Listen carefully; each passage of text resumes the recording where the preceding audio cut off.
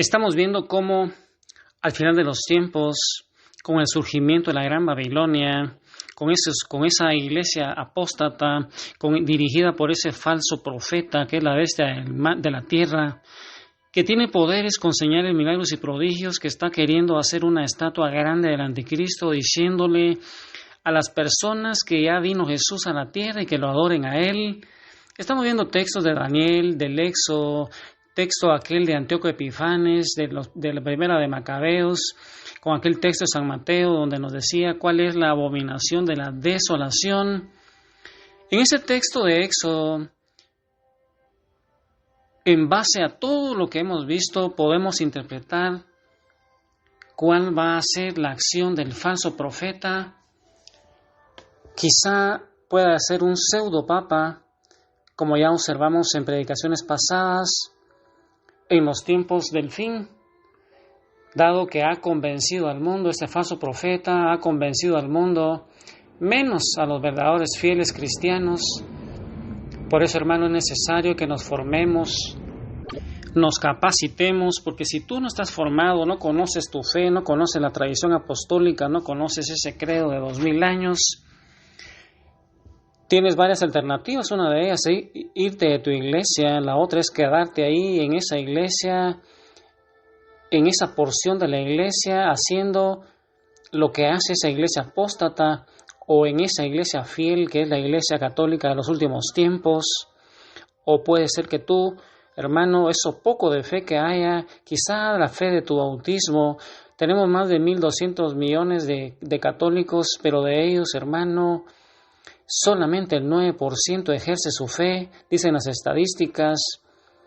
Y entonces, hermano, esa fe no nos va a servir para estos últimos tiempos, una fe que va a ser puesta a prueba. Recuerda, hermano, que una de las señales de los últimos tiempos es que la fe se va a ir perdiendo. Va a haber una gran apostasía con esos falsos maestros de la teología de la liberación, esos masones, esos obispos, esos cardenales que se oponen al Papa, que están en contra de la Iglesia. Pero cuando la gente no conoce nada, quiere que la Iglesia se acomode al mundo, ahí, hermano, tú vas a empezar a ver ya, quizá como ya en los anglicanos, sacerdotes, bueno, que ya solapadamente son homosexuales y están ahí, están haciendo tanto daño a la iglesia, ya no tardarán en poner mujeres como sacerdotisas, y así de esa manera nuestra iglesia se va a ir destruyendo al final de los tiempos. Entonces, ese falso profeta, que quizás sea un pseudopapa colocado por los marxistas o los masones, en esos tiempos escatológicos del fin de los tiempos, él ha convencido al mundo, menos a los verdaderos fieles cristianos, que Cristo ha retornado en su segunda venida y se encuentra ya entre los hombres, y va a decir que ya no es necesaria la celebración de la misa, porque ya no se debe conmemorar a alguien que está presente. Si ya no, ¿para qué van a hacer misa si Él ya está aquí presente? Va a venir a decir, de la misma manera, no tiene sentido la presencia eucarística de Jesús, ya no va a haber ese lugar santísimo, ya no va a estar presente ahí. ¿Para qué? Si ya vino.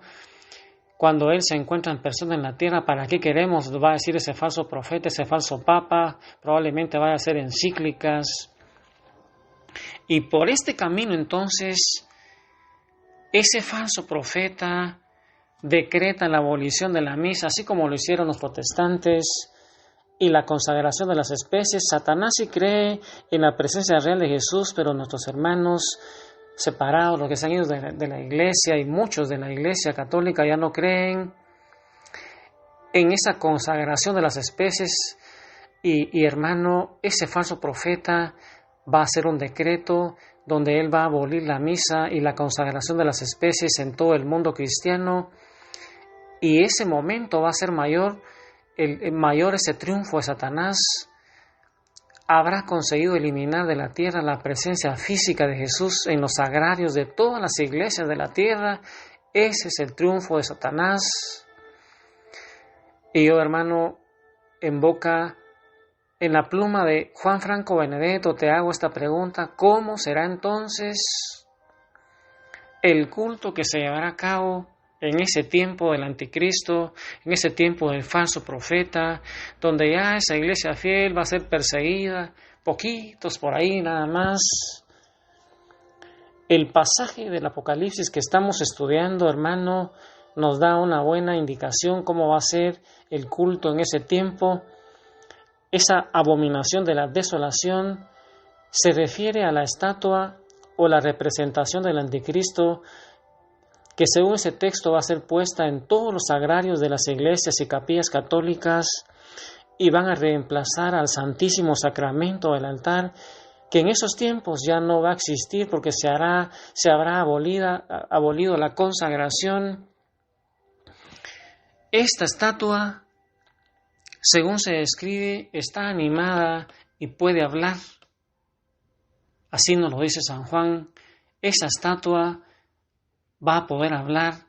Y si interpretamos esta descripción hecha hace 2000 años por San Juan, en función de toda la tecnología que hay en nuestra época, no nos resulta nada difícil imaginarnos que lo que se pondrá en los tabernáculos va a ser una gran pantalla de televisión.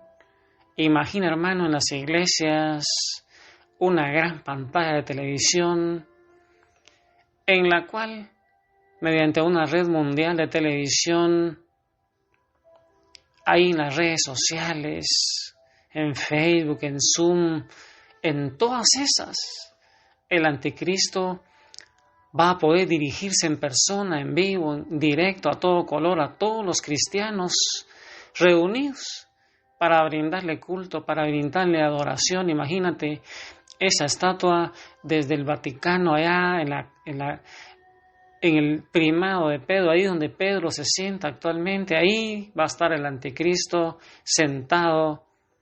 Ahí va a querer él que se le brinde culto, adoración, mediante una nueva liturgia que va a ser instaurada por ese falso papa, y entonces quedará así consumado en su totalidad ese misterio de la iniquidad al que se refiere San Pablo. Y con ese texto, hermano, que lo meditemos con todas las predicaciones, pensando cómo va a ser esa abominación de la desolación al final de los tiempos, para que tú y yo, hermano, oremos por nuestro Papa, oremos por la Iglesia, denunciemos también y oremos por los sacerdotes masones, obispos masones, marxistas, homosexuales que están infiltrados en nuestra Iglesia. Oremos, hermano, es momento de guerra espiritual ahí en el corazón de María Santísima, en ese movimiento sacerdotal mariano. Sigamos siendo marianos, devotos del Santísimo, hermanos, son los dos pilares del catolicismo. Vienen tiempos duros para nuestra iglesia, hermano.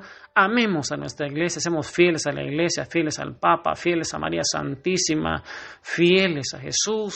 Y ahí, hermano, segunda de Tesalonicenses, capítulo 2, del 3 al 12, y con ese texto hagamos revisión de vida y miremos qué nos pide Jesús. Que nadie os engañe de ninguna manera. Primero tiene que venir la apostasía y manifestarse el hombre impío, el hijo de perdición, el adversario que se eleva sobre todo lo que lleva el nombre de Dios o es objeto de culto, hasta el extremo de sentarse él mismo en el santuario de Dios y proclamar que él mismo es Dios. ¿No os acordáis que ya os dije esto cuando estuve entre vosotros? Vosotros sabéis qué es lo que ahora le retiene, para que se manifieste en su momento oportuno, porque el ministerio de la impiedad ya está actuando, tan solo con que sea quitado de en medio el que ahora le retiene. Entonces se manifestará el impío, a quien el Señor destruirá con el soplo de su boca, y aniquilará con la manifestación de su venida. La venida del impío estará señalada por el influjo de Satanás, con toda clase de milagros, señales, prodigios engañosos y todo tipo de maldades que seducirán a los que se han de condenar por no haber aceptado el amor de la verdad que les hubiera salvado. Por eso Dios les envía un poder seductor que les hace creer en la mentira, para que sean condenados todos cuantos no creyeron en la verdad y prefirieron la iniquidad. Palabra de Dios, te alabamos, Señor. Mira, hermano, ahí entonces, en el corazón de María Santísima, ahí postrados ante el Santísimo. Hoy es un momento para que nos postremos ahí, hermano, y le digamos a ese mundo que Jesús está vivo, que es el mismo de ayer, de hoy, de siempre. Ahí, hermano, donde estás, postrémonos ante el Santísimo y pidámosle a María Santísima que nos deje entrar a su corazón inmaculado y ahí consagrados con ella, por ella, en ella y para ella, adoremos a Jesús. Hoy es un momento para que nosotros, hermano, seamos esa luz ahí en nuestra iglesia y en nuestra sociedad, porque al final de los tiempos viene una gran tribulación antes de la segunda venida de Jesús. Hay una luz, la luz de Jesús, que espera por ti, que espera por mí. Te llenará de paz, te llenará de amor. Esa es la luz de Jesús. Ya no hay soledad, Él vive ya en ti. Esa es la luz de Jesús.